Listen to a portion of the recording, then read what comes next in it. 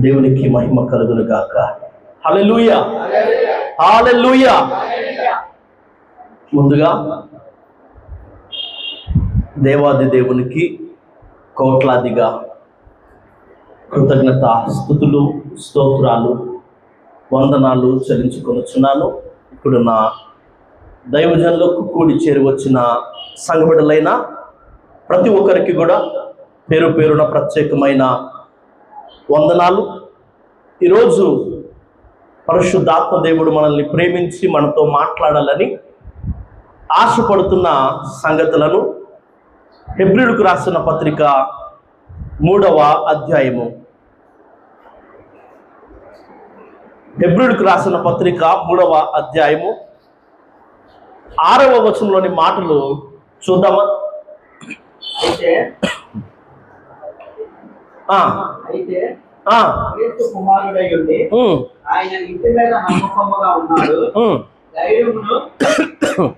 ధైర్యమును నిరీక్షణ వలని ఉత్సాహమును తుదమట్టుకు స్థిరముగా చేపట్టిన ఎడల మనమే ఆయన ఇల్లు. మహాపరిశుద్ధుడా, మహోన్నతుడా, గొప్ప దేవుడా, కన్న తండ్రి, మీ కోట్లాదిగా వందనాలు స్తోత్రాలు చెల్లించుకొనిచున్నానయ్యా. ఈ రీతిగా మీ అనాది కాల సంకల్పాన్ని బట్టి మీ ఉద్దేశానుసారముగా ఏర్పరచబడిన సిలువ చాటున పరిచర్లలో, సిలువ చాటున ప్రార్థన మందిరమునందు ఈ రాత్రి జరుగుతున్న విజ్ఞాపన కూడికలో ఇంతవరకు పాటల ద్వారముగా మహిమను పొందిన గొప్ప దేవుడవు, మిమ్మల్ని మహింపరచును ఉద్దేశించి మీ పిలుపుకు లోబడుతూ అయ్యా తండ్రి, మీ మనస్సును ప్రకటించడానికి మీ దాసునిగా నేను నిలబడి ఉండగా ఈ బలహీనుణ్ణి, మంటివాణ్ణి, వెర్రివాణ్ణి మీరు మరుగుపరచమని, మీ ఆత్మతో నింపి, మీ ఆత్మతో అభిషేకించి, మీ ఆత్మచేత నడిపించమని, నాతో మాతో మా అందరితో ఈ రాత్రి మీరే మాట్లాడి మహిమను పొందమని, నా ప్రవర్తన అంతటి ఎనిమిది అధికారాన్ని ఒప్పుకుంటూ నా ప్రాణాత్మ దేహాలతో మీకు లొంగిపోతూ యేసయ్య పరిశుద్ధ నామములో ఈ ప్రార్థన అడిగి బ్రతిమాలి వేడుకొనుచున్నాను పరమ తండ్రి, ఆమేన్. ధైర్యమును నిరీక్షణ వలని ఉత్సాహమును తుదమట్టుకు స్థిరముగా చేపట్టిన ఎడల మనమే ఆయన ఇల్లు. పరిశుద్ధ గ్రంథంలో మనకి చాలా రకాలైన ఇల్లులు, నివాసాలు కనబడుతూ ఉంటాయి కదా. మనం కూడా కొన్ని సందర్భాల్లో, ఆయా సందర్భాల్లో కొన్ని నివాసములను గురించి, కొన్ని ఇళ్లను గురించి ధ్యానించిన సందర్భాలు ఉన్నాయి. యెహోవా ఇల్లు కట్టించని ఎడల దాన్ని కట్టువారి ప్రయాస వ్యర్థమే కదా. ఈ ఇల్లు దేనికంట? మనం నివసించడానికి కదా. ఇటుక మీద ఇటుక పేర్చబడి లేదా రాయి మీద రాయి పెట్టి కట్టబడుతున్న ఈ ఇంట్లో మనం నివసించడానికి కట్టబడే నివాసాలు కొన్ని కదా. అదే రీతిగా మనం ఒకసారి ఈ మాటలు చూడగలిగితే కొరింథీయులకు రాసిన 2వ పత్రిక 5వ అధ్యాయము 1వ వచనంలో ఈ మాటలు ఈ రీతిగా కనబడుతున్నాయి. భూమి మీద మన గుడారమైన ఈ నివాసము శిథిలమైపోయినను చేతి పని గాక దేవుని చేత కట్టబడినదియు నిత్యమైనదియునైన నివాసము పరలోకమందు మనకున్నదని. భూమి మీద మన గుడారమైన ఈ నివాసము ఏంటంట? శిథిలమైపోయే నివాసం ఏంటంట? శరీరం. మొదటి నివాసం ఏమో రాయి మీద రాయి పేర్చబడి కట్టబడే ఇల్లు, గృహం. రెండవ నివాసం మనకి ఇక్కడ కనపడుతుంది ఏంటయ్యా అంటే భూమి మీద మన గుడారమైన ఈ నివాసము. శిథిలమైపోయే నివాసం ఏంటంట? శరీరం అని చెప్పబడుతున్న మన ఆత్మలకు నివాసము. ఒక నివాసం ఏమో మనం ఉంటున్న ఇల్లు, ఇంకో నివాసం ఏమో మన ఆత్మ నివసిస్తున్న ఈ శరీరం కదా. అక్కడ కనపడుతున్న మరొక నివాసం ఏంటయ్యా అంటే కనుక చేతి పని గాక దేవుని చేత కట్టబడినదియు నిత్యమైనదియునైన నివాసము మనకి పరలోకమందు. నా తండ్రి ఇంట అనేక నివాసములు కలవు, లేనిడని నేను మీతో చెప్పుదును. నేను మీకు స్థలము సిద్ధము చేయ వెళుతున్నానని మన ప్రభువు యేసుక్రీస్తు వారు చెప్పిన మాట మనందరికీ గుర్తు కదా. పరలోకములో చేతి పని కాని దేవుని చేత కట్టబడినది స్థిరమైనదైన నివాసం మనకు ఒకటి ఉందంట. ఇక్కడ భూమి మీద మనం నివసిస్తున్న ఇల్లులు కొన్ని ఉన్నాయి కదా. గుడారము, శిథిలమైపోయే గుడారం అని చెప్పబడుతున్న ఇల్లు, నివాసం, మన ఆత్మలకు నివాసం. ఈ శరీరం ఒక నివాసం కనబడుతుంది. పరలోకములో మన కోసం కట్టబడుతున్న చేతి పని కాని స్థిరమైన, శాశ్వతమైన, నిత్యమైన నివాసం మరొకటి అక్కడ కనబడుతుంది కదా. భక్తుడు కీర్తనకారుడు మాట్లాడుతున్నాడు 23వ కీర్తన 6వ వచనంలో, చిరకాలము యెహోవా మందిరములో నేను నివాసము, చిరకాలము యెహోవా మందిరంలో నేను ఏం చేస్తానంటున్నాడు? నివసిస్తాను. ఇల్లు లేక కాదు, ఒక మహారాజు అయినప్పటికీ కూడా అంతఃపురములు, రకరకాల కోటలు, ప్యాలెస్లు, విలాసవంతమైన బంగళాలు ఎన్నున్నప్పటికీ కూడా నాకు మాత్రం నా దేవుని ఇంట్లో, నా దేవుని మందిరంలోనే నివసించాలని, పర్యటించాలని కాదు. అర్థమవుతుందా? ఏదో వచ్చి వెళ్ళిపోవాలని కాదు, అక్కడ నివసించాలని నేను కోరుకుంటున్నాను మాట్లాడుతున్నాడు కదా. చాలా రకాలైన నివాసాలు ఉన్నాయి. వీటిని గురించి మనం ఎన్నో సందర్భాల్లో పలు విధాలుగా ధ్యానించాం. అయితే ఇక్కడ ఒక చక్కని మాట మనకు కనబడింది. అదేంటయ్యా అంటే కనుక, తుదమట్టుకు స్థిరముగా చేపట్టిన ఎడల, తుదమట్టుకు మనం వీటిని స్థిరముగా చేపట్టిన ఎడల మనమే ఆయన ఇల్లు. చాలా రకాలైన నివాసాల గురించి మనం మాట్లాడుకుంటున్నాం. వాటిలో మనం నివసించే దాని గురించి కథ కనబడుతుంది. కానీ ఇక్కడ దేవుని ఇంటిని గురించి మాట్లాడబడుతున్న, దేవుడు నివసించే ఇంటిని గురించి మాట్లాడబడుతున్న ఒక మాట ఇక్కడ కనబడుతుంది. అదేంటయ్యా అంటే కనుక, మనమే ఆయన ఇల్లు. ఈనాటి మన ధ్యానాంశం ఏంటయ్యా అంటే కనుక, మనమే ఆయన ఇల్లు. ఒక దైవజనుడు ఈ రీతిగా మాట్లాడాడు, మనం ఆయన ఇల్లు అయితేనే మనం ఆయనకు ఇల్లాలు కాగలుగుతామని. ఏందంట?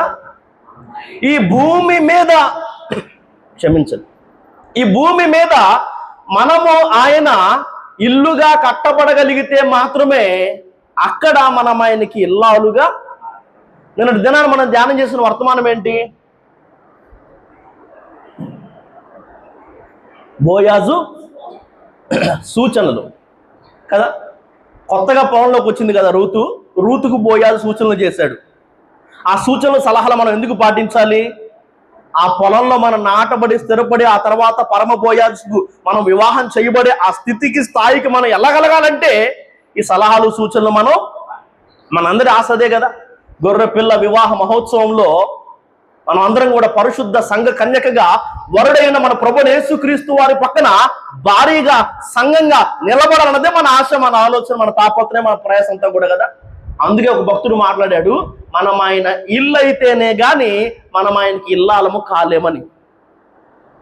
ఒక మాట చూద్దాం.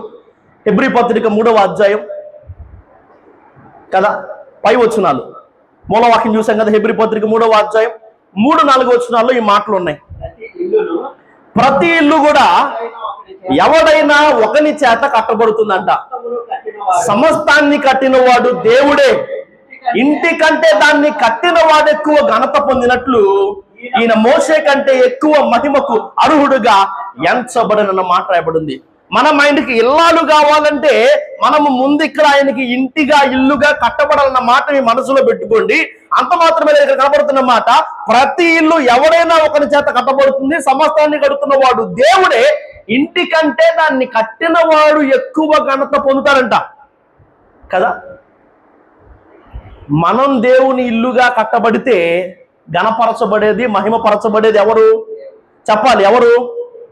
1 కొరింథీయులకు రాసిన పత్రిక 6వ అధ్యాయము, 1 కొరింథీ పత్రిక 6వ అధ్యాయము 20వ వచనంలో ఈ మాట కనబడుతుంది. 16 చూస్తే, మీ దేహము దేవుని వల్ల మీకు అనుగ్రహింపబడి మీలో ఉన్న పరిశుద్ధాత్మకు ఆలయమై ఉన్నదని మీరు ఎరుగరా?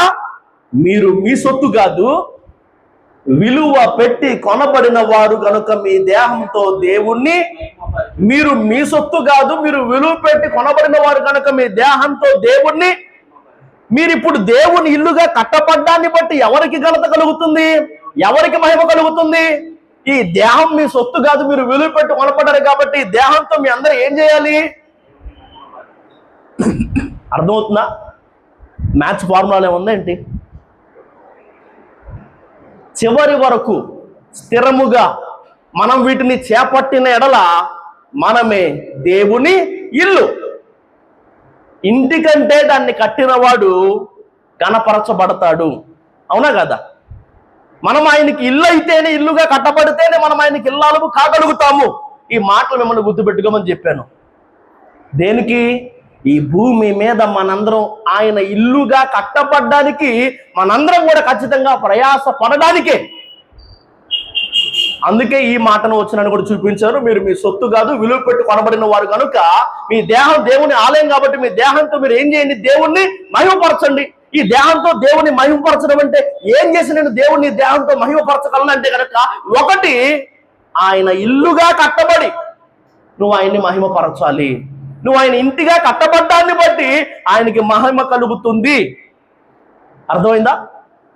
మనమే ఆయన, చెప్పాలి, బిగ్గరగా చెప్పాలి, మనమే ఆయన ఇల్లు. ఆయన ఇల్లుగా ఎలా కట్టబడాలి? 2 విషయాలు అక్కడ ఉన్నాయి. చూద్దాం, మళ్ళీ మూలవాక్యం చూద్దాం ఒకసారి. ఆయన ఇల్లుగా కట్టబడ్డం అంటే ఏంటి?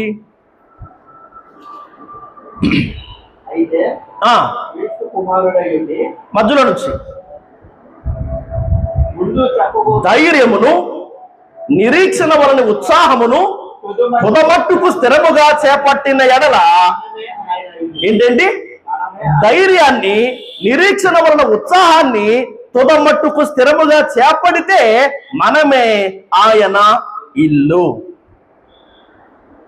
తుదమట్టుకు, చివరి వరకు, ఆఖరి వరకు కూడా స్థిరంగా వాటిని కలిగి ఉండగలిగితే, వాటిని పట్టుకోగలిగితే మనమే ఆయన ఇల్లుగా కట్టబడతామంట. మనమే ఆయన ఇల్లు అవుతామంట.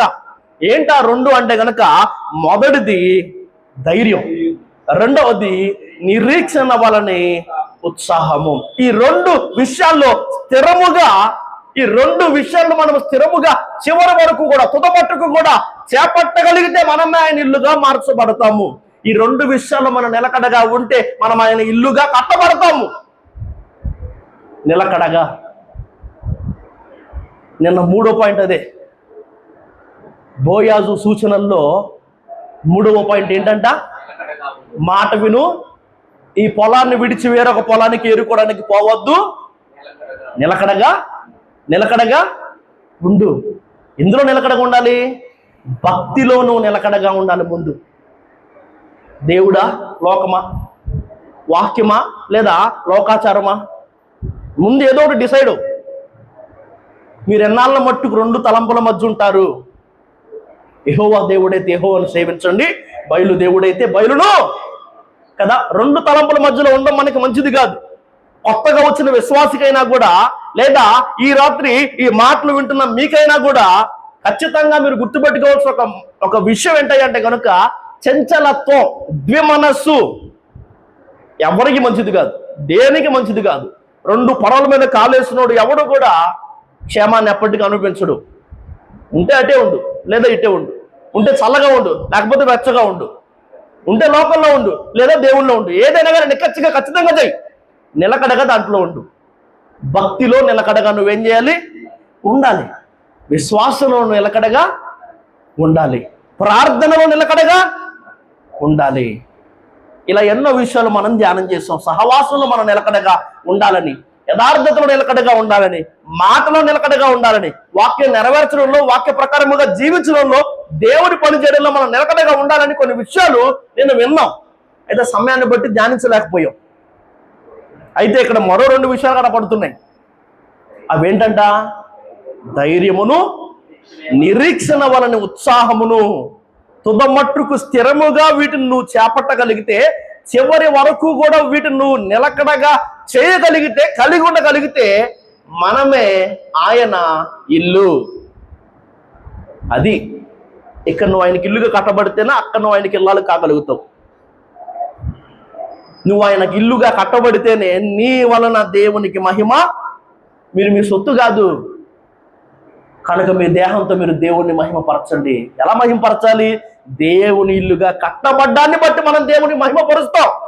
ఎలా దేవుని ఇల్లుగా మనం కట్టబడతామంటే 2 విషయాలు. అందులో మొదటి విషయం ధైర్యము. పెద్దగా చెప్పండి, ధైర్యం అని. ఇంకా అంత పెద్దగా చెప్పండి. కొన్ని రోజుల ముందు ఒక వర్తమానం విన్నాం. అదేంటయ్యా అంటే, అసలు ఏంట్రా నీ ధైర్యం అని అపవాదిని అడిగితే వాడికి మనం చెప్పాల్సిన బదులు ఏంటి? మొదటిది ఏదెన్లో మొదట భయం లేదు. ఎప్పుడైతే ఆదామవ్వలు పాపం చేశారో వారి ఒంట్లోకి, మానవ జీవితంలోనికి పాపం వచ్చింది. ఏం మాట్లాడుతున్నారు? తోటలో నీ స్వరం విన్నప్పుడు దిగంబరిగా ఉంటుంది కనుక భయపడి దాగుకున్నామని మాట్లాడుతున్నారు కదా. అంతవరకు లేని భయం పాపం చేయంగానే వచ్చింది. పరిశుద్ధులైన దేవుణ్ణి ఎదుర్కోవడానికి ధైర్యం చాలక చెట్టు వెనక్కి వెళ్ళి దాక్కున్నారంట. ప్రతిరోజు ఆయనతో సహవాసం చేసేవాళ్ళు.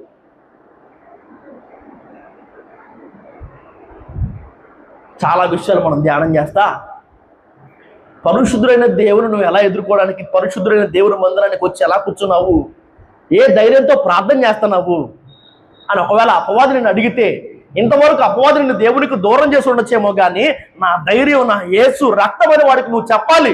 ఎందుకంటే యేసు రక్తము ప్రతి పాపం నుండి మనల్ని ఏం చేస్తుందంట? పవిత్రులుగా. నీ ధైర్యం ఏంట్రా అని అపవాది అడిగితే, నా ధైర్యం నన్ను కడిగి పవిత్రపరిచిన, పరిశుద్ధపరిచిన నా యేసు రక్తం అన్ను వాడికి చెప్పాలి. ఏంట్రా నీ ధైర్యం?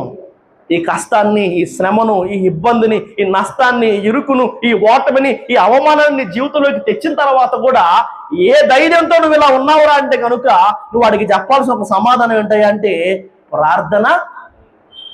అంతవరకు ఏడ్చి, అన్నం మానేసి, అలిగి, భర్తతో గొడవపడి నాట నుండి ఆమె దుఃఖముఖిగా ఉండడం మానేసిందంట. దేనికి?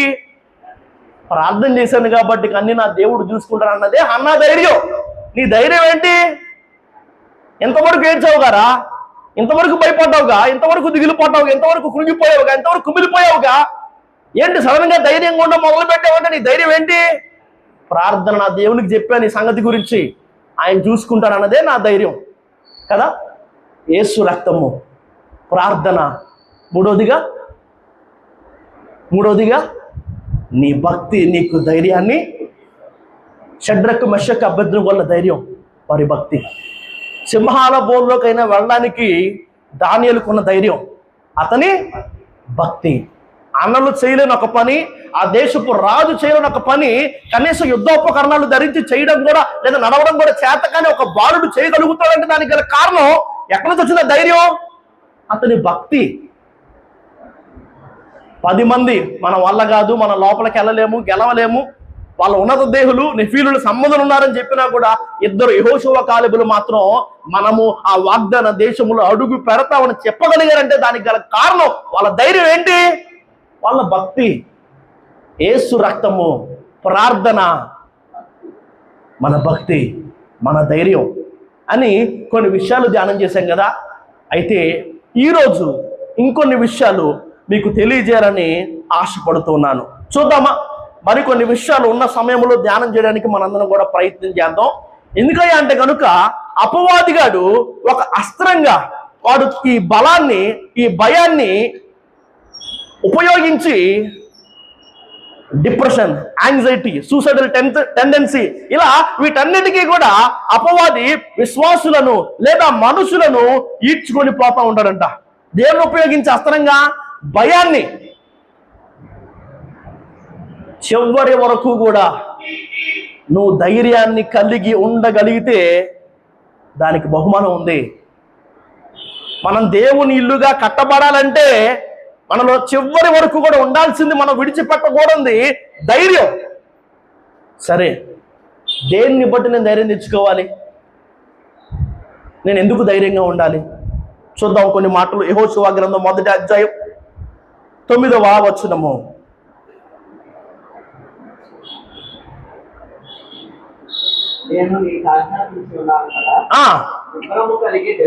నేను నీకు ఆజ్ఞ ఇచ్చి ఉన్నాను కదా, నిబ్బరము కలిగి ధైర్యముగా ఉండుము, దిగులు పడకము, జడియకుము. నీవు నడుచు మార్గమంతటిలో నీ దేవుడైన యెహోవా నీకు. ఈ మాటలు బాగా గుర్తుపెట్టుకోండి. 2 విషయాలు మీకు బాగా గుర్తుండాలి. మనము దేవుని ఇల్లుగా కట్టబడాలంటే తుద మట్టుకు కూడా మనం వీటిని కలిగి ఉండాలి, మనం వీటిని చేపట్టాలి. ఏంటవి? మొదటిది ధైర్యం, రెండవది నిరీక్షణలో ఉత్సాహము, ధైర్యము. నేను ఎలా ధైర్యంగా ఉండాలి, ఈ భయాన్ని ఎలా అధిగమించాలి అన్న ఆ మాట కోసమే ఈ విషయాలు, వచనాలు మీకు కనబరుస్తూ లేదా వినబడుతూ తెలియజేస్తూ ఉన్నాను. అదేంటయ్యా అంటే కనుక మొదటి సంగతి, నీ దేవుడు నీకు తోడుగా ఉన్నాడు కాబట్టి నువ్వు ఎలా ఉండాలంట? ధైర్యంగా ఉండాలి. చాలా సందర్భాల్లో ఈ మాటను మీకు జ్ఞాపకం చేస్తూ ఉంటాను కదా. 365 సార్లకు మించి భయపడద్దు భయపడద్దు భయపడద్దు భయపడద్దు అన్న మాట పరిశుద్ధ గ్రంథంలో మనకు కనబడుతుంది. కొన్ని నెలల క్రితం కూడా ఆదరణ లేక ఉన్నదానా నీ యందు జాలిపడి యెహోవా సెలవిచ్చుచున్నాడు, నీవు భయపడనక్కర లేదు. ఎందుకు నువ్వు భయపడనక్కర్లేదయ్యా అంటే కనుక ఆయన నిన్ను గణపరిచే దేవుడు కాబట్టి నువ్వు నిందకు అవమానానికి కృంగిపోవాల్సిన పని లేదు. నీ దేవుడు నిన్ను గణపరుస్తాడు. నీ దేవుడు నీకు అవమానం కలిగిన చోటే, నువ్వు నిందించబడిన చోటే నీ తలను పైకెత్తుతాడు, రెట్టింపు ఘనత నీకు ఇస్తాడు. కాబట్టి నువ్వు భయపడాల్సిన పని లేదు. గుర్తుందా? నీ దేవుడు నిన్ను కాపాడే దేవుడు కనుక తెగులుకో, అనారోగ్యానికో, శత్రువుకో నువ్వు భయపడాల్సిన పని లేదు. నిన్ను కాపాడే దేవుడు నీకు తోడుగా ఉన్నాడు కదా. నిన్ను వర్ధిల్ల చేసే దేవుడు నీకు తోడుగా ఉన్నాడు కాబట్టి నువ్వు నీ జీవితంలో ఓటమి కలుగుతుందేమో, ఈ ప్రయత్నం సఫలం కాదేమో, ఆ బిడ్డల జీవితం భవిష్యత్తు ఏమైపోయిద్దో అని భయపడనక్కరలేదు. వర్ధిల్ల చేసే దేవుడు నీకు తోడుగా ఉన్నాడు కదా. నిన్ను గెలిపించే దేవుడు నీకు తోడుగా ఉన్నాడు కదా. ప్రత్యర్థి ఎవరైనా, పోరాటం ఏదైనా, అది ఆర్థిక పోరాటమైనా, అనారోగ్యంతో పోరాటమైనా, బతుకు పోరాటమైనా, ఏ పోరాటమైనా నువ్వు భయపడనక్కర్లేదు. నీ దేవుడు నీకు తోడుగా ఉన్నాడు అన్న వర్తమానం మనం ధ్యానం చేసాం. అర్థమవుతుందా? నువ్వు ఎందుకు ధైర్యంగా ఉండాలంటే నీ దేవుడు నీకు తోడుగా ఉన్నాడు కాబట్టి నువ్వు ధైర్యంగా చెప్పాలి. దేవుడు తోడుగా ఉన్నాడు కాబట్టి మనం ధైర్యంగా ఉండాలి. నేను ఎందుకు ధైర్యంగా ఉండాలి? యెహోషువ గ్రంథం 1వ అధ్యాయము 6వ వచనం, నిన్ను విడువను, నిన్ను ఎడబాయను, నిబ్బరము కలిగి ధైర్యముగా ఉండుము.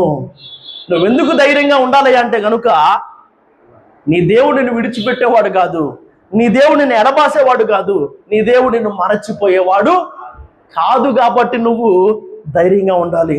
బహుశా మనుషులు వారి అవసరాలు తీరిపోయాయి కాబట్టి మధ్యలో వదిలేయచ్చేమో, వారు అనుకున్నది జరిగిపోయింది కాబట్టి, వారు పొందుకున్నారు కాబట్టి, నీ అవసరం లేదు కాబట్టి నేను మరచిపోవచ్చేమో. కానీ నీ దేవుడు మరచిపోయేవాడు కాదు, నీ దేవుడు విడిచిపెట్టేవాడు కాదు, నీ దేవుడు నిన్ను ఎడబాసేవాడు కాదు. కాబట్టి నువ్వు ధైర్యంగా ఉండాలి, నువ్వు భయపడకూడదు. అర్థమవుతుందా? ఆయన నీకు తోడుగా ఉన్నాడు కాబట్టి నువ్వు ధైర్యంగా ఉండాలి. ఆయనను విడిచిపెట్టేవాడు కాదు, ఆయనను మరచిపోయేవాడు కాదు. ఎప్పుడెప్పుడో దావీదు తన స్నేహితుడైన యోనాతానుతో ఒక వాగ్దానం, ఒక నిబంధన చేసుకున్నాడు. దానికి దేవుని సాక్షిగా పెట్టాడు కదా. యోనాతాను చచ్చిపోయాడు, యోనాతాను తండ్రి సౌలు చచ్చిపోయాడు. అసలు ఆ కుటుంబంలో ఇంకెవరు లేకుండా మిగిలిపోయారు. ఒక మెఫీబోషెతు మాత్రం ఉన్నాడు. అవిటివాడైపోయాడు, కాళ్ళు పోయాయి, అన్నిటికీ అవతల వారి మీద ఆధారపడి ప్రతి ఒక్క బతుకు వచ్చేసింది. ఇంక అవిటోడు కదా, ఎవరికి అక్కర లేకుండా పోయాడు. అందరూ మర్చిపోయారు మెఫీబోషెతుని. కానీ దేవుడు మర్చిపోలేదు. ఎందుకు? ఆయన మనల్ని మరచిపోయేవాడు, ఆయన మనల్ని విడిచిపెట్టేవాడు. అందరూ వదిలేసిన దేవుడు మాత్రం వదిలిపెట్టలేదు. అందరూ మరచిపోయినా దేవుడు మాత్రం మరచిపోలేదు. ఫేవర్ పొందిన, మేలు పొందిన రాజు మొర్దుకై సంగతి వదిలేశాడు. తన లైఫ్ రిస్క్ చేసి మొర్దుకై రాజుకు సహాయం చేస్తే, రాజు ప్రాణాలను కాపాడితే రాజు దాన్ని వదిలేశాడు, మర్చిపోయాడు. కానీ దేవుడు మొర్దుకైని, ఈ మాటలని మనం కొత్తగా వింటల్లా, చాలా సందర్భాల్లో ధ్యానించినవే. కలభావం చెప్పిన తర్వాత బయటకు వెళ్తే ఫరో నీ ఉద్యోగం ఇచ్చిన తర్వాత నన్ను జ్ఞాపకం చేసుకొని యోసేపు చెప్తే ఉద్యోగస్తుడు యోసేపు గురించి మర్చిపోయాడు, కానీ దేవుడు మర్చిపోలా. అందుకే ఈసారి డైరెక్ట్గా అలా ఫరోకి వచ్చేలా దేవుడు చేశాడు. అర్థమవుతుందా? నిన్ను ఆయన మర్చిపోయేవాడు కాదు, నిన్ను ఆయన మధ్యలో వదిలేసేవాడు కాదు, నిన్ను ఆయన ఎడబాసేవాడు కాదు. కాబట్టి నువ్వు ధైర్యంగా ఉండాలి. ఎందుకు? చివరి వరకు నీకున్న ధైర్యాన్ని విడిచిపెట్టద్దు. దానికి ప్రతిఫలంగా కలిగే బహుమానం ఒకటి ఉంది. అంత మాత్రమే కాదు, ఆ ధైర్యాన్ని నువ్వు చివరి వరకు కలిగి ఉండగలిగితే మనమే ఆయన ఇల్లు. ఆయన నీకు తోడుగా ఉన్నాడు కాబట్టి ధైర్యంగా ఉండు. ఆయన నిన్ను విడిచిపెట్టేవాడు కాదు, మరచిపోయేవాడు కాదు, ఎడబాసేవాడు కాదు. కాబట్టి నువ్వు ధైర్యంగా ఉండు. 6వ వచనాన్ని మళ్ళీ చదువుతాం ఒకసారి. నిన్ను విడువను, నిన్ను ఎడబాయను, నిబ్బరము కలిగి ధైర్యముగా ఉండుము. ఏంటంట? వారికి ఇచ్చేదని నేను వారి పితరులతో ప్రమాణము చేసిన ఈ దేశమును నిశ్చయముగా నీవు ఈ ప్రజల స్వాధీనము నిన్ను విడువను, నిన్ను ఎడపాయను, నిబ్బరం కలిగి ధైర్యంగా ఉండు. నేను వారికి ఇస్తానని నేను పితరులతో చేసిన ప్రమాణం ఖచ్చితంగా నిశ్చయముగా ఈ ప్రజల స్వాధీనం నేను ఏం చేస్తానంట. అర్థమవుతుందా? నువ్వు ఎందుకు ధైర్యంగా ఉండాలంటే దేవుడు తోడుగా ఉన్నాడు కాబట్టి, దేవుడు వదిలేయుడు, దేవుడు మరచిపోడు, దేవుడు ఎడబాయుడు కాబట్టి, దేవుడు నీకు ఒక మాట ఇచ్చాడు కాబట్టి, దేవుడు నీకు వాగ్దానం చేశాడు కాబట్టి నువ్వు ధైర్యంగా ఉండాలి. దేవుడు ఒక మాట ఇస్తే ఖచ్చితంగా దాన్ని నెరవేరుస్తాడు. మాట ఇచ్చి తప్పేవాడు కాదు. ఆయన అబద్ధం ఆడడానికి నరుడు కాదు. ఆయన ఒక మాట ఇస్తే దాని తీవ్రత ఏ స్థాయిలో ఉండిద్దాయా అంటే కనుక, ఆయన అబ్రహాముకు, ఆయన దావీదుకి ఇచ్చిన మాటను నెరవేర్చడం కోసం కదా నరావతారిగా ఆయన ఈ లోకంలో వారి వంశావళిని ఎన్నుకొని ఈ లోకానికి వచ్చినట్టుగా మనకు కనబడుతుంది. అర్థమవుతుందా? అబ్రహాముకు దేవుడు ఒక మాట ఇచ్చాడు, దావీదుకు దేవుడు ఒక మాట ఇచ్చాడు. ఆ మాటను నిలబెట్టడం కోసం దేవుడు వారి వంశావళిని ఎన్నుకొని నరావతారిగా లోకానికి దిగి వచ్చాడు. దేవుడు నీకు ఒక వాగ్దానం చేశాడు కాబట్టి నువ్వు ధైర్యంగా ఉండు. తప్పక తగిన సమయంలో, నిర్ణయ కాలంలో దేవుడు ఆ మాట నీ జీవితంలో నెరవేర్పులోనికి తోడుగా ఉన్నాడు కాబట్టి, వదిలేడు కాబట్టి, మరచిపోడు కాబట్టి, మాట ఇచ్చాడు కాబట్టి. యెషయా గ్రంథం 41వ అధ్యాయం 10వ వచనం. యెషయా 41:10.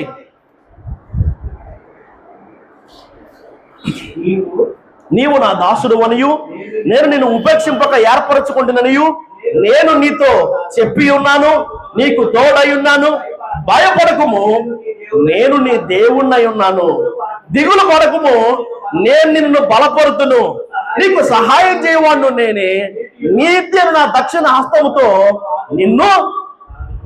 నువ్వెందుకు ధైర్యంగా ఉండాలయ్యా అంటే కనుక ఆయన నీ దేవుడు కాబట్టి. నా మాటలు మీకు అర్థమవుతుందా? రోజంతా గుండెలు బాదుకున్నా, దేహాలు చీరుకున్నా కానీ ప్రార్థన ఆలకించనే బయలు, ఆశేర, దేవి దేవతల వంటి వాడు కాదు ఆయన. అశ్షూరు రాజు ప్రకటనలు పలుకుతున్నాడు. ఏందయ్యా అంటే, యూదా రాజు హిజ్కియాతో నేను ఎన్నో జాతులను, రాజ్యాలను ఓడించాను, వారి దేవి దేవతలను ఓడించాను. వారు తమ ప్రజలను నా చేతిలో నుంచి విడిపించలేకపోయారు. మీ దేవుడేమన్నా గొప్ప? అలాంటి దేవి దేవతల్లో అంటే తన ప్రజలను, వారి ప్రార్థనలు ఆలకించలేని, తమ ప్రజలను కాపాడుకోలేని, కదల్లేని, చూడలేని, మెదల్లేని అలాంటి కాదు ఆయన. అర్థమవుతుందా? ప్రార్థనలు ఆలకించేవాడు, తన ప్రజల పక్షముగా యుద్ధాలు చేసేవాడు, అద్వితీయ సత్య దేవుడు, ఆశ్చర్యకరుడు, బలవంతుడు నీ దేవుడు. అలాంటి ఆయన నీ దేవుడు కాబట్టి నువ్వు ఆయన బట్టి ధైర్యంగా అర్థమవుతున్నా మాట. ఆయన్ను బట్టి నువ్వు ధైర్యం తెచ్చుకో. అంత మాత్రమే కాదు, ఆయన నిన్ను బలపరిచే దేవుడు, ఆయన నిన్ను బలహీనపరిచే, ఆయన నిన్ను కృంగదీసే, ఆయన నువ్వు కుమిలిపోయేట్టుగా చేసేవాడు కాదు, ఆయన నీకు బలాన్ని ఇచ్చే దేవుడు. అంత మాత్రమే కాదు, ఆయన నీకు సహాయం చేసే నీ దేవుడు. ఎలాంటి దేవుడు అంట? నిన్ను బలపరిచే దేవుడు, నీకు సహాయం చేసే దేవుడు. సమయోచితమైన ఆయన సహాయం తప్పక తగిన సమయంలో తన దాసులకు అందరికీ ఖచ్చితంగా అందుతుంది. ఆయన అందజేస్తాడు. అర్థమవుతున్న మాట. ఇక్కడ రాయబడి ఉంది, నేను నిన్ను ఉపేక్షింపక ఏర్పరచుకున్నాను కాబట్టి నేను నీతో చెప్పి ఉన్నాను, నీకు తోడై ఉన్నాను, భయపడద్దు, నేను నీ దేవుణ్ణి ఉన్నాను, నువ్వు దిగులు పడద్దు. నేను నిన్ను బలపరుస్తాను, నేను నీకు సహాయం చేస్తాను. నీతి నా దక్షిణ హస్తముతో నేను ఏం చేస్తాను? ఆదుకునే దేవుడు, బలపరిచే దేవుడు, సహాయం చేసే దేవుడు నీ దేవుడు నీకున్నాడు కాబట్టి నువ్వు ధైర్యంగా ఉండాలి. తర్వాత మాట చూద్దాం, ముందుకెళ్ళిపోదాం. ద్వితీయోపదేశకాండం 31వ అధ్యాయం 5-6 వచనాలు. ఆయన నీకు తోడుగా ఉండే దేవుడు కాబట్టి నువ్వు ధైర్యంగా ఉండాలి. ఆయన నిన్ను విడిచిపెట్టడు, ఆయన నిన్ను మరచిపోడు, ఆయన నిన్ను ఎడబాయడు కాబట్టి నువ్వు ధైర్యంగా ఉండాలి. ఆయన నీకు మాట ఇచ్చాడు కాబట్టి నువ్వు ధైర్యంగా ఉండాలి. నిన్ను బలపరిచే దేవుడు, నీకు సహాయం చేసే దేవుడు, నిన్ను ఆదుకునే దేవుడు కాబట్టి నువ్వు ధైర్యంగా ఉండాలి. నిర్గమాకాండం 31వ అధ్యాయం 5-6 వచనాల్లోని మాటలు, నిబ్బరము కలిగి ధైర్యముగా ఉండుడి, భయపడకుడి, వారిని చూచి దిగులు. ఎవరిని చూస్తే దిగులేసింది నీకు? కష్టాన్ని చూస్తే, సమస్యను చూస్తే, శత్రువుని చూస్తే, పోరాటాన్ని చూస్తే, పరిస్థితులను చూస్తే, మనుషుల మాటలు వింటే, డాక్టర్ల రిపోర్ట్లు చూస్తే నీకు భయమే వేసిద్ది. నువ్వు ఎటు చూడాలి? నువ్వు ధైర్యంగా ఉండాలని నువ్వు చూడాల్సింది విశ్వాసం యొక్క కర్త, దాన్ని కొనసాగించువాడైన యేసు వైపు. అంతవరకు బాగా నడిచాడు కదా. ఆయన మీద నుంచి దృష్టిని మరల్చిన తరువాత సముద్రాన్ని, అలల్ని, గాలిని, తన్ను తాను వదిలొచ్చేసిన దోణను అటు ఇటు చూసిన తర్వాత మునిగిపోయాడు. అంటే ఎవరు? పేతురు గారు. నిబ్రము కలిగి ధైర్యంగా ఉండు, భయపడద్దు, వారిని చూసి దిగులు పడద్దు. నువ్వు ఆయన వైపు చూస్తే నీకు దిగులేదు, నువ్వు ఆయన వైపు చూస్తే నీకు ధైర్యమే. ఎలీషా ఏమో ఆయన తన కోసం పంపించిన అగ్ని రథాలను చూస్తుంటే, ఎలీషా దాసుడేమో, ఎలీషా సేవకుడేమో ఆ కొండను చుట్టుముట్టిన సిరియా సైన్యాన్ని చూస్తున్నాడు. అందుకే భయపడ్డాడు.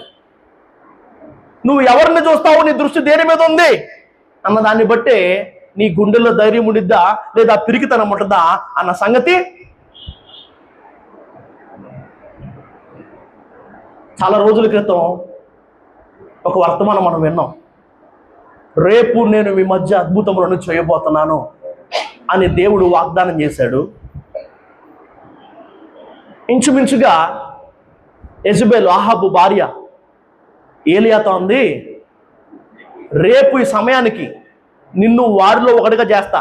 కర్మెలు పర్వతం మీద నువ్వు చంపించావు కదా, నువ్వు హతం చేసావు కదా 850 మంది నేను పోషిస్తున్న బయలు ఆశ్చర్యదైవ ప్రవక్తలను, రేపు ఈ సమయంకెల్లా నిన్ను వారిలో ఒకటిగా చేయకపోతే, నిన్ను చంపకపోతే, నువ్వు బతుకుంటే నా పేరు యెజబెలు కాదని చెప్పింది. దేవుడు మనకు ఒక మాట ఇచ్చాడు, దేవుడు మనకు ఒక వాగ్దానం చేశాడు. ఇదిగో నేను నీ స్థితికి తీసుకెళ్తాను, ఇదిగో నేను నీ రీతిగా ఆశీర్వదిస్తాను, నేను అభివృద్ధి పరుస్తాను, ఈ రోగాన్ని నేను కుదుపరుస్తాను.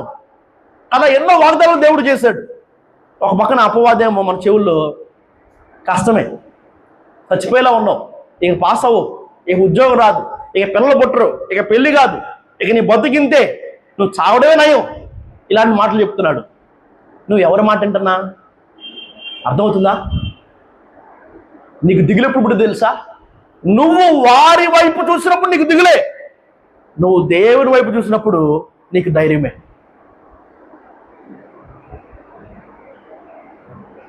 దేవుని వైపు చూడు, అప్పుడు నువ్వు ధైర్యంగా. ఏంట్రా నీ ధైర్యం అంటే, యేసు రక్తం నా ధైర్యం, ప్రార్థన నా ధైర్యం, భక్తి నా ధైర్యం అని మనం ధ్యానం చేశాం కదా. ఈ రాత్రి ఏంట్రా ఇంత ధైర్యంగా ఉన్నావు? దేన్ని బట్టి ధైర్యం నీకంటే, నా దేవుడు నాకు తోడుగా ఉన్నాడు కాబట్టి నేను ధైర్యంగా ఉంటాను. ఆయన నన్ను మధ్యలో వదిలేడు, ఆయనను మరచిపోడు, ఆయనను విడిచిపెట్టడు, ఆయనను ఎడబాయడు కాబట్టి నేను ధైర్యంగా, ఆయన మాట ఇచ్చి నిలబెట్టుకున్న దేవుడు కాబట్టి ఆయన నాకు వాగ్దానం చేశాడు కనుక నేను ధైర్యంగా ఉంటాను. ఆయన నన్ను బలపరిచే, ఆయన నాకు సహాయం చేసే, ఆయన నన్ను ఆదుకునే దేవుడు గనక నేను ధైర్యంగా ఉంటాను. నేను ఆయన వైపు చూస్తున్నాను, నేను ఆయన మాట మీద దృష్టి ఉంచాను కాబట్టి ఈ పరిస్థితులను చూసి, ఈ శత్రువును చూసి, ఈ పోరాటాన్ని చూసి నేను భయపడను. ఆయన చూస్తున్నాను కాబట్టి నేను ధైర్యంగానే ఉంటాను. అది ఆ రీతిగా నువ్వు చివరి వరకు ధైర్యంగా చెప్పాలి. ధైర్యంగా 2 తిమోతి 1:7 మనకు కనబడుతున్న మాట, దేవుడు మనకు శక్తియు ప్రేమయు ఇంద్రియ నిగ్రహమును కలిగిన ఆత్మనే ఇచ్చాడు కానీ పిరికి తనము కలిగిన ఆత్మను ఇయ్యలేదంట. సామెతలు 28:1 నీతిమంతులు సింహము వలె ధైర్యముగా ఉంటారన్న మాట ఉంది. ప్రకటన 21:8 పిరికి వారు గాని, అవిశ్వాసులు గాని, అసహ్యులు గాని, నరహంతకులు గాని, వ్యభిచారులు గాని, మాంత్రికులు గాని, విగ్రహారాధికులు గాని, అబద్ధికులు అందరూ కూడా అగ్ని గంధకముతో మండు గుండములో పాలు పొందుతారు. ఇది 2వ మరణం. నరకానికి పోయే వాళ్ళు పిరికోళ్ళే అంట. నువ్వు పరలోకానికి వెళ్ళాలంటే నువ్వు అక్కడ ఆయనకు ఇల్లాలుగా, అంటే ప్రభువు యేసుక్రీస్తు వారికి భార్యగా, పరిశుద్ధ వధువు సంఘంలో ఉండాలి. చోటు దక్కించుకోవాలంటే నువ్వు ఎక్కడ ఆయనకి ఇల్లుగా చెప్పాలి, ఇల్లుగా మారాలి, ఇల్లుగా కట్టబడాలి. అలా ఇల్లుగా నువ్వు కట్టబడాలంటే చివరి వరకు తుద మట్టుకు నువ్వు స్థిరముగా చేపట్టవలసిన 2 విషయాల్లో మొదటిది ధైర్యం. ఎందుకు ధైర్యంగా ఉండాలి అనే ఇంతవరకు ధ్యానం చేసాం కదా. రెండోది ఏంటి? త్వరగా చెప్తాను చూడండి, టైం లేదు కాబట్టి. రెండోది ఏంటంట? నిరీక్షణ వలన ఉత్సాహం. మొదటిది ధైర్యం, రెండవది నిరీక్షణ. చూద్దాం ఆ మాటలు ఒకసారి. 1 కొరింథీయులకు రాసిన పత్రిక 13:13. కాగా కాగా విశ్వాసము, నిరీక్షణ, ప్రేమ, ఈ మూడును నిలుచును. వీటిలో శ్రేష్టమైనది దేవుని త్రాసులో నువ్వు తేలిపోకుండా, ఆత్మీయ యాత్ర నువ్వు ఆగిపోకుండా, క్రీస్తు న్యాయపీఠం ఎదుట నువ్వు తలదించుకోకుండా, నువ్వు తేలిపోకుండా, నువ్వు ఆగిపోకుండా, నిన్ను తలదించుకొనివ్వకుండా చేసేవి, నిలిచేవి, నిన్ను నిలబెట్టేవి మూడు ఉన్నాయంట. అవి విశ్వాసము, నిరీక్షణ, ప్రేమ. అయితే ఈ రాత్రి మనం ధ్యానిస్తుంది దేని గురించి? నిరీక్షణ గురించి. కాబట్టి ఈ మాటలు బాగా గుర్తుపెట్టుకోండి.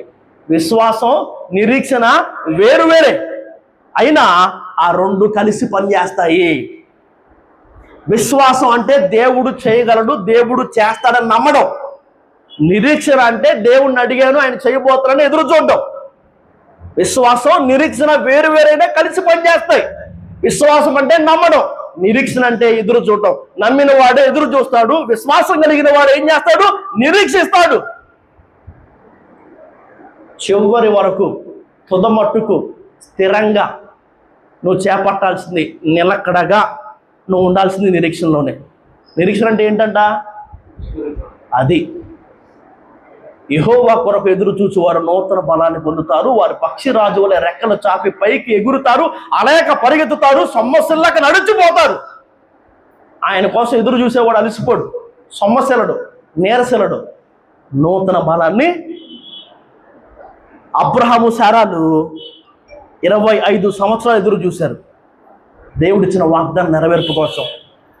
యోసేపు తన దర్శన నెరవేర్పు కోసం 13 సంవత్సరాలు ఎదురు చూశాడు. మోషే తన జీవితంలో దేవుడి చిత్తం బయలుపరచబడడం కోసం, జరిగించబడడం కోసం 80 సంవత్సరాలు ఎదురు చూశాడు. దావీదు అభిషేకించబడిన తర్వాత కూడా 15 సంవత్సరాలు ఎదురు చూశాడు రాజవడం కోసం, సింహాసనాన్ని అధిష్ఠించడం కోసం. 120 సంవత్సరాలు ఎదురు చూశాడు నోవాహు వర్షం కోసం. అర్థమవుతుందా? నిరీక్షణ చివరి వరకు, తుదమట్టుకు స్థిరంగా నువ్వు కలిగి ఉండాల్సింది, నువ్వు చేపట్టాల్సింది. మొదటిది ధైర్యాన్ని అయితే, రెండవది 42వ కీర్తన 5వ వచనములో, నా ప్రాణమా నీవేళ కృంగి ఉన్నావు, నాలో నీవేళ తొందరపడుచున్నావు. దేవుని యందు నిరీక్షణ, దేవుని యందు నిరీక్షణ నువ్వు. హోషేయ గ్రంథం 2వ అధ్యాయం 15వ వచనములో, ఆయన ఆకోరు లోయను, శ్రమగల లోయను నిరీక్షణ ద్వారముగా మార్చగలిగే దేవుడు అన్న మాట రాయబడి ఉంది. జకర్యా గ్రంథం 9వ అధ్యాయం 12వ వచనంలో, జకర్యా గ్రంథం 9వ అధ్యాయం 12వ వచనంలో, బంధకములలో పడి ఉండి నిరీక్షణ గల వారలారా, మీ కోటను మరలా ప్రవేశించండి, రెండంతలుగా మీకు మేలు చేసేదనని నేను మీకు తెలియజేయుచున్నాను. బంధకముల్లో పడి ఉండి కూడా ఎవరైతే నిరీక్షణ కలిగి ఉన్నారో వారికి దేవుడు రెండంతలుగా మేలు చేస్తాడంట. రోమా 5:5లో రాయబడిన మాట, ఈ నిరీక్షణ నిన్ను సిగ్గుపరచదు. 29:11 రాయబడిన మాట, ఆయన మన గురించి ఉద్దేశించిన సంగతులు నిరీక్షణ కలిగించేవే కానీ హానికరమైనవి కావు అని. టైం లేదు కాబట్టి త్వరగా ఈ మాటలు మీకు ఎందుకు చెప్పుకుంటా వెళ్తానంటే కనుక, నువ్వు దేవుని ఇల్లుగా కట్టబడాలంటే చివరి వరకు స్థిరముగా నువ్వు చేపట్టవలసిన 2 విషయాల్లో మొదటిది ధైర్యం అయితే కనుక, రెండవది చెప్పాలి, రెండవది అది. ఈ నిరీక్షణ వలన నీకేం కలిగిద్ది? ఉత్సాహం కలిగిద్దే కానీ నీరసం కలగదు. మనుషుల కోసం ఎదురు చూస్తే, మనుషుల కోసం వెయిట్ చేస్తే అలసిపోతాం, నీరసిల్లిపోతాం. కానీ చెప్పాక యెహోవా కొరకు ఎదురు చూచువారు నూతన బలాన్ని. చూద్దాం, మూలవాక్యం చూద్దాం. నా మాటలు ముగిస్తున్నాను. మూలవాక్యం, ధైర్యమును నిరీక్షణ వలన ఉత్సాహమును తుద మట్టుకు స్థిరముగా చేపట్టిన యెడల మనమే ఆయన. నువ్వు ఆయన ఇల్లుగా కట్టబడితే నీ వలన ఆయనకు మహిమ కలుగుతుంది. నువ్వు ఆయన ఇల్లుగా కట్టబడితేనే నువ్వు ఆయనకి ఇల్లాలుగా కాగలుగుతావు. కాబట్టి నువ్వు ఆయనకి ఇల్లు అవ్వాలంటే, నువ్వు ఆయన ఇల్లుగా కట్టబడాలంటే తుద మట్టుకు స్థిరముగా ధైర్యాన్ని, నిరీక్షణ వలన ఉత్సాహాన్ని చేపట్టు. దేవుడి మాటలు దీవించును గాక. ఆమేన్.